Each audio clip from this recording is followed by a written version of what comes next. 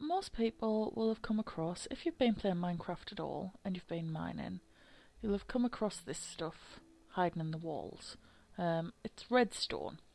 When you mine it, you get this stuff. If you look in my hand, it's redstone. Well, I call it redstone powder, but it's just down on the menu as redstone.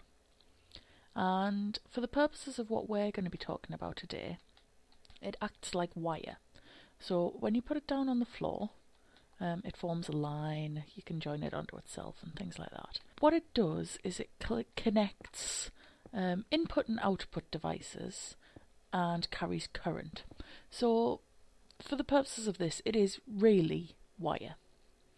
And what we're going to look at, just in this quick little how-to, is the basic input and output devices. Just want to get familiar with what's what. So, redstone ore looks like that, the big R at the back. Redstone powder or dust or just redstone looks like this stuff in my hand and turns into wires. Now there's various ways we can power redstone.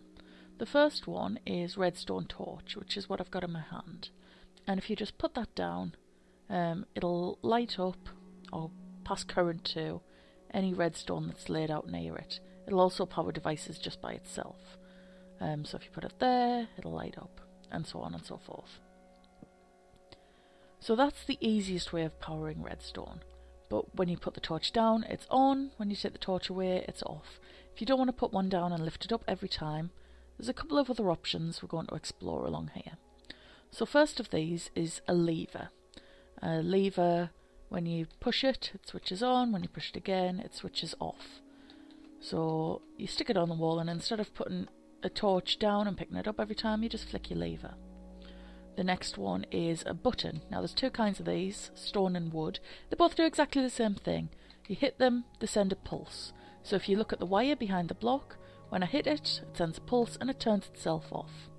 That's fine. That's if you just want something to go on and off without you having to turn it off manually. The next two things here are pressure plates. So again, there's two kinds, the stone and wood.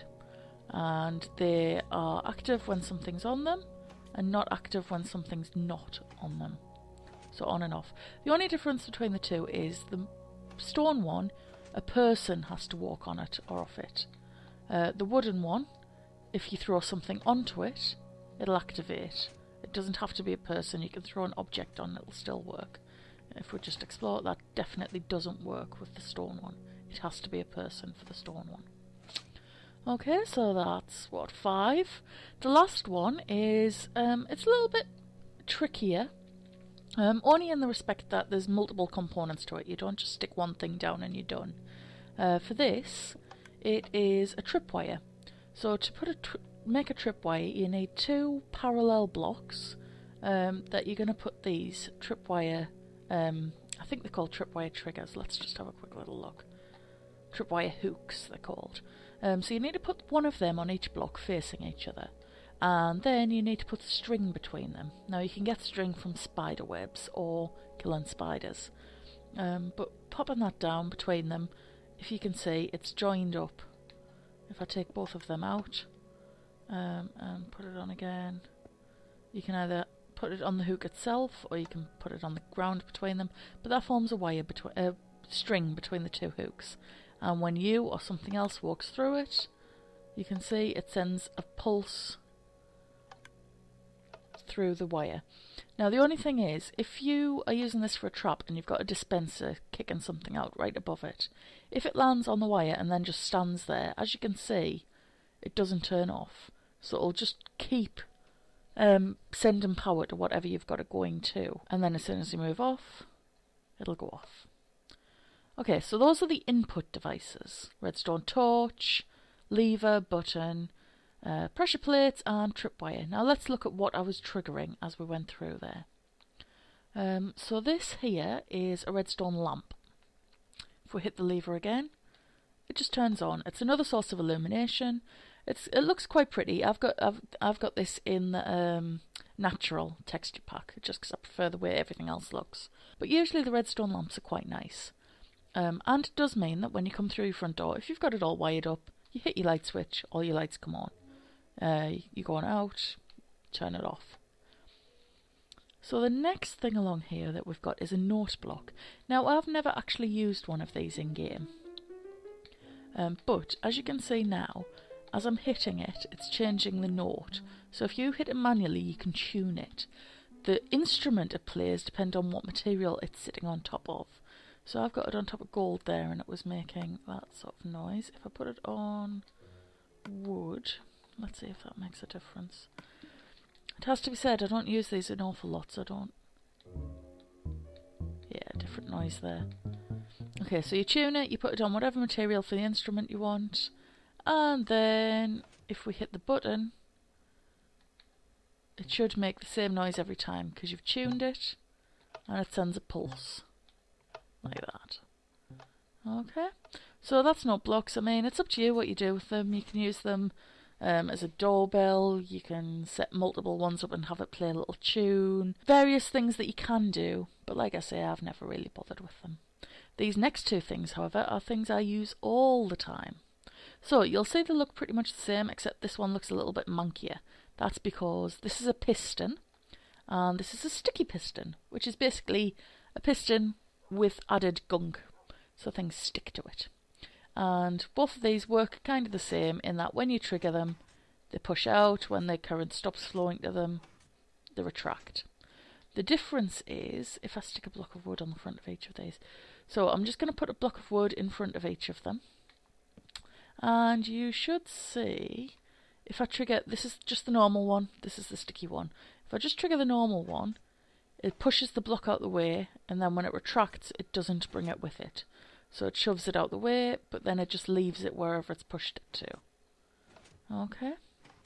So that's fine if you want to move something out the way and then not have it come back.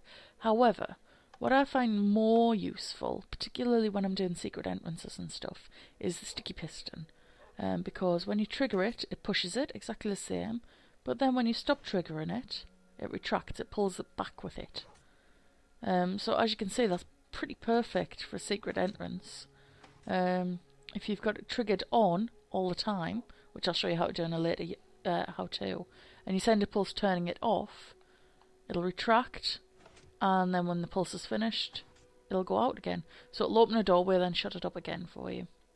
So yeah, I tend to use sticky pistons, although normal pistons do have their uses, which we'll find out when we look at single-use circuits in a later how-to. Okay, pretty much the last thing we're going to look at just now is dispensers. Now, dispensers have quite a lot of uses for me. If we look inside, when you open it up, which you do with L2, there are 9 slots. Now, you can put something in each. Let's put a couple of things in. We'll put some quartz, we'll put some gravel, dirt. Now, what else have I got? A sword. So there's a couple of different things in there. Now, if we trigger it by running across the tripwire, it'll spit a random item out of one of those slots. Okay, so you can see there I'm triggering it, it's spitting something random out every time. So if you want to... oh, hello. Yes, if you put arrows in and you trigger it, they will shoot at you. Like so. Which makes it quite good for when you're setting up traps and things. So I think I've got everything except the dirt and the gravel there, it looks like. Yeah, so when you trigger a dispenser, it'll spit out one of those 9 slots randomly. If you wanted to always spit out the same thing, you need to put the same thing in every single slot, or only fill one slot. Otherwise it'll pick randomly and just shoot one of each thing out. What it also does, you saw it shot arrows at you. If you put fire charges in, it'll shoot fire charges at you.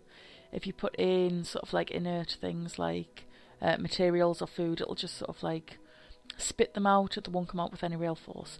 But what you can do, if you've done something in creative, is you can put spawn eggs in there. So if I just pop an ocelot egg in there and then trigger it, a little ocelot pops out. Doesn't like humans, so off he shoots. He's in the middle of very cold weather though, so how far he gets is an entirely different thing. But you can also use it for monsters. So if I just go and have a quick... and I'll put a skeleton spawn in there. I'll just put one. Well, I'll put 8. And then if you trigger it, it'll pop a monster out for you. So if you're setting up a battle dome or a test yourself arena or anything like that, and you want monsters to pop out of traps, that's what you can use to spawn monsters on demand. Now the other thing is, if you want to hide these, oh, it's getting a little bit dark. I tell you what, we'll go and have a quick nap, and then I'll show you how to hide them effectively. So tired. Oh, no, it's morning. We're awake. We're alive. Okay. Oh, hello, skeleton. I'm sorry, I didn't actually want you that time. It's daytime. He burns. Okay. What you can do if you want to hide your dispenser, so if you're setting up a trap for someone that you don't want them to be able to see, let me just pop that temporarily. You can put, so if we then put this there. So that looks kind of like a natural outcropping. For the purposes of this it does. Hello, Wolfie. You want a bone, don't you? Yes, you do. You want a bone. Okay. Now let's get you out of the way so I can record this video without your interference. Oh, although I have just triggered it. Okay. My doggy doesn't want to get out of the way. He wants to keep spawning skeletons. Good. Let me just make him go and sit down. Sit. Right, I think I now have 3 or 4 skeletons standing on top of this. Yeah, 2, 3. Good. Awesome. Brilliant. Lots of bones for the doggy. Okay, so I don't know whether you saw that then. Let's do that again properly. So what I've done there is I've just stuck a couple of blocks around it, and you can put a block, any block except I think obsidian, in front of a dispenser. As long as there's nothing, as long as it's not too high, as long as it's just in front of the dispenser, when you trigger the dispenser, whatever you've got in there will pop out and automatically jump on top of that block. So you can hide your dispensers like that. Another good way of doing it is putting them up above, sort of like room height, so they drop down into the room from above.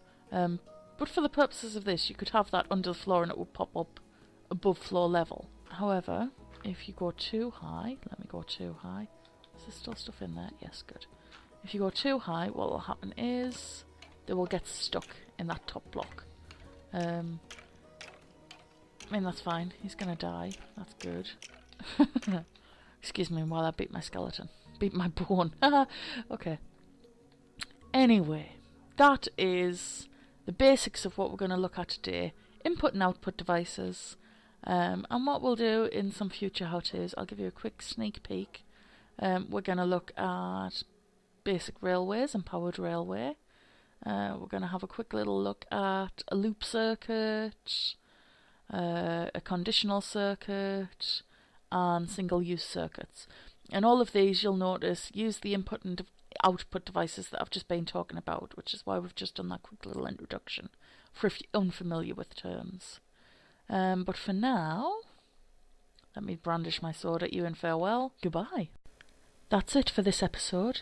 That was Minecraft How To. I'm Claire for the Angels. If you liked this video, please like, share and comment. You can follow us on Twitter, Tumblr or Facebook, or subscribe to our YouTube channel. Thanks for watching!